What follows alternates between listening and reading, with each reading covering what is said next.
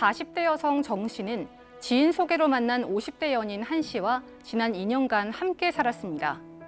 당시 정 씨는 실직을 당해 경제적으로 어려움을 겪던 상황이라 두 사람의 생활비는 대부분 한 씨가 부담했고 한 씨는 정 씨의 학원비와 책값 등을 지원해주기도 했는데요.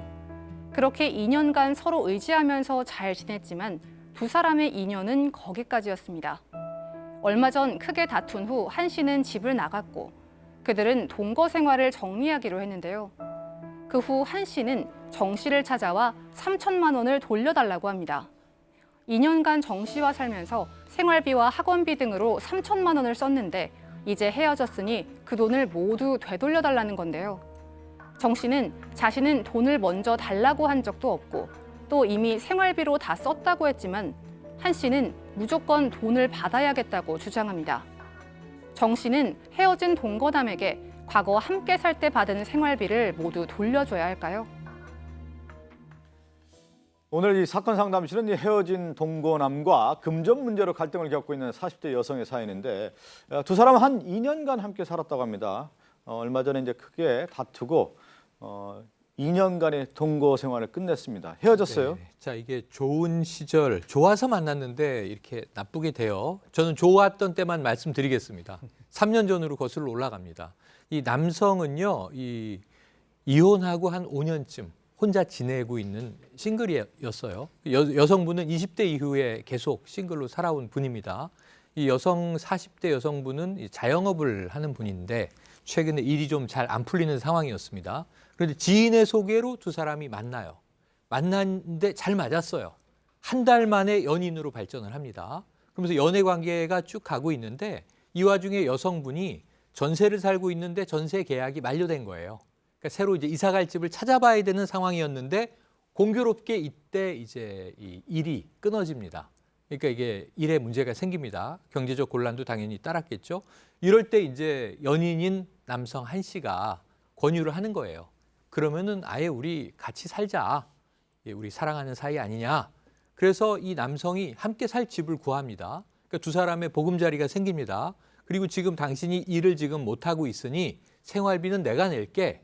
그리고 경제적 여유가 있었던 남자가 매달 200만 원씩의 생활비를 여성에게 줘요. 네. 예. 그 대신 여성은 지금 출퇴근 없이 직장이 없기 때문에 가사 노동을 전담합니다. 요리, 빨래, 청소, 여느 부부 같은 생활을 쭉 한 거예요. 그러면서 이 여성이 구직을 준비하는 과정에 내가 자격증 공부를 좀 해야겠어요.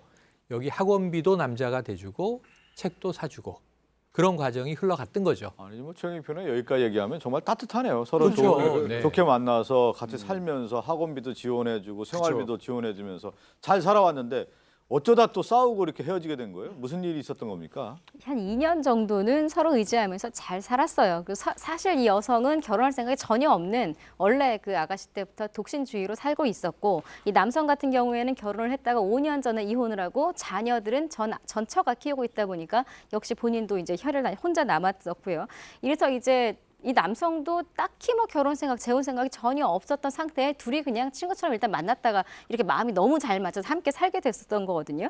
근데 너무 잘 맞다 보니까 심지어 둘이 살면서 결혼 생각 전혀 없던 남녀가 우리 결혼을 살면 어떨까라고 할 정도로 굉장히 초기엔 잘 맞았는데 문제는 살다 보니 둘 다 성격이 굉장히 강하다 보니까 한번 부딪히게 됐을 때는 서로 양보를 안 하고 심한 다툼으로 이어지는 겁니다. 결국 2년 만에 또 심각한 다툼 끝에 남성이 집을 나가버렸어요.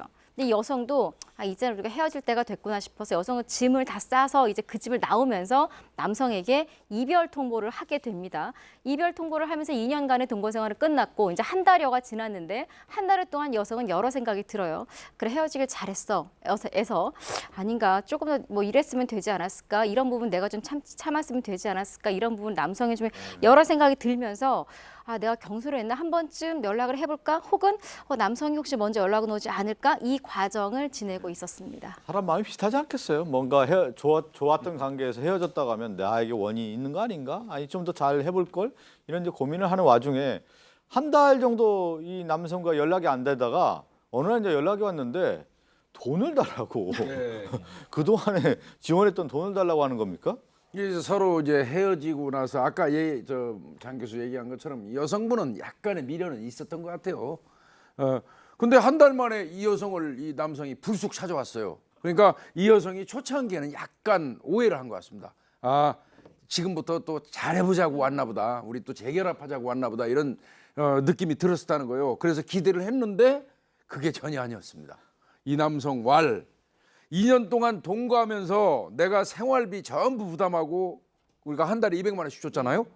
그리고 공부한다고 그래서 내가 학원비 주고 책도 사주고 그거만 해도 300만 원 정도 지원했다. 그러니까 합치면 뭐 저 장난 아니다. 옷도 사주고 액세서리도 사주고 뭐 선물 간 거 여행 가는 거 이거 2년 동안 내가 쓴 돈 딱 뽑아 보니까 한 3천만 원 되는데 헤어졌으니까 그 돈 돌려줘. 예. 이거였답니다.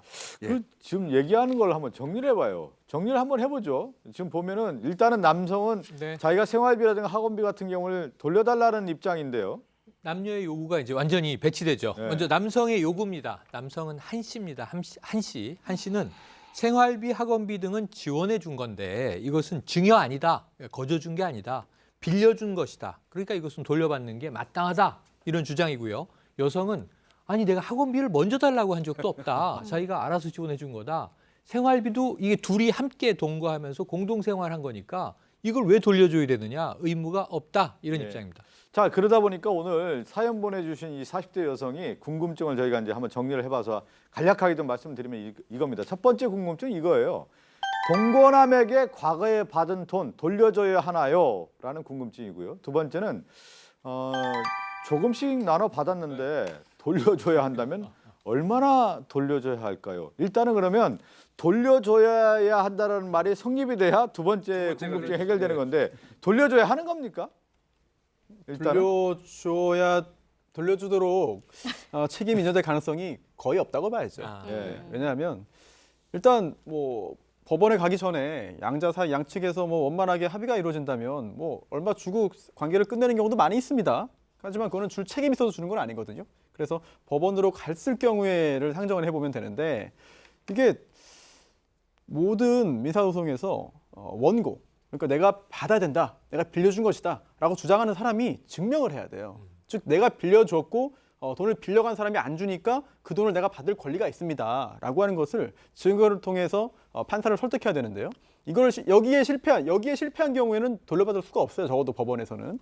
그런데 지금 보면은 뭐 빌려줬다는 것을 증명할 만한 증거가 사실 없어 보이거든요. 그렇다면 실제로 돈을 빌려준 것이라 하더라도 빌려준 돈을 돌려받기 어려운 상황이고 또한 아무런 말 없이 이렇게 생활했다면 이 부분은 뭐 빌려준 것이라고 인정받기는 매우 어렵다고 봐야죠. 네, 예. 이제 증여나 아니면 금전 소비 대차냐 이 부분인데요. 증여는 무상으로 주는 것을 말하고 재산을, 금전 소비 대차는 무상이 아닙니다. 나중에 갚을 것을 전제하고 주는 건데 아마 두 사람의 생각이 전혀 다르죠. 그렇지만 금전 소비 대차로 입증하기가 거의 어려울 겁니다. 뭐 예를 들어서 뭐 계약서를 작성했다든지 각서를 작성했다든지 그런 게 있다 하더라도 두 사람이 이렇게 뭐 사실은 지금 동거인지 명확하지 않지만 동거라고 하면 더더욱 그렇거든요. 생활비나 이런 학원비 같은 거. 그래서 재판부에서 정말 재판부를 설득시킬 만한 증거를 갖고 오지 않는 이상은 증여로 볼 가능성이 높고 예. 빌려준 것으로 보기는 좀 어렵지 않을까 생각이 듭니다. 그러네요. 같이 뭐 동거 생활하면서 생활비 같은 경우도 같이 쓴거 그렇고 아니에요? 뭐 학원비 같은 경우도 실적인 어떤 지원인데 증여로 봐야 되는 건데 과연 빌려줬다라고 표현을 맞는 것인지에 대한 것은 좀 의문이 든다 이런 두 변호사의 얘기인데 그러면 어떻게 될까요? 여성분 입장에서는 이 남자친구죠. 전 남자친구에게 확실하게 돌려주지는 않아도 된다 이렇게 입장을 얘기하면 되는 겁니까 그냥? 뭐 그 외에 구체적인 증거라든지 네. 관계들을 기록을 통해서 봐야 확실하게 말씀드릴 수 있겠지만 큰 이변이 없는 한 사실 돌려줄 책임은 인정되지 않을 거예요. 물론 그 과정에서 계속해서 뭐 지속적인 괴롭힘을 당하거나 또는 번거로운 일을 당할 수는 있어도 적어도 법원에 간다고 가정했을 때 법원에서 패소하지는 않을 것으로 보입니다. 오히려 이 두 사람 관계가 지금 두 사람은 단순 동거라고 주장을 하고 있는데 사실혼일 가능성도 배제할 수가 없습니다. 구별 기준은 어떻게 되냐면 누가 보더라도 둘 다 혼인의 의사를 갖고 있고 혼인 생활을 하는데 법률적으로 신고를 안 했을 때 이 사실혼에 그러거든요.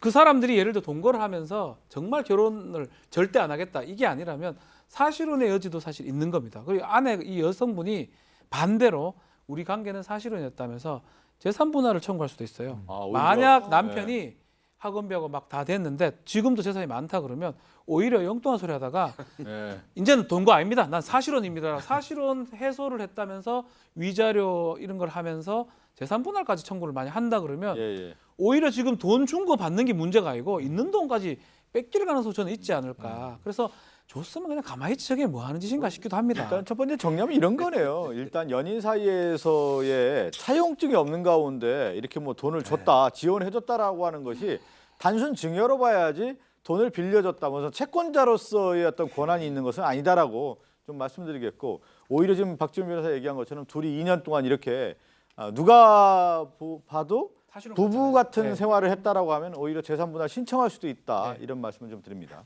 함께 사는 세상으로 가죠.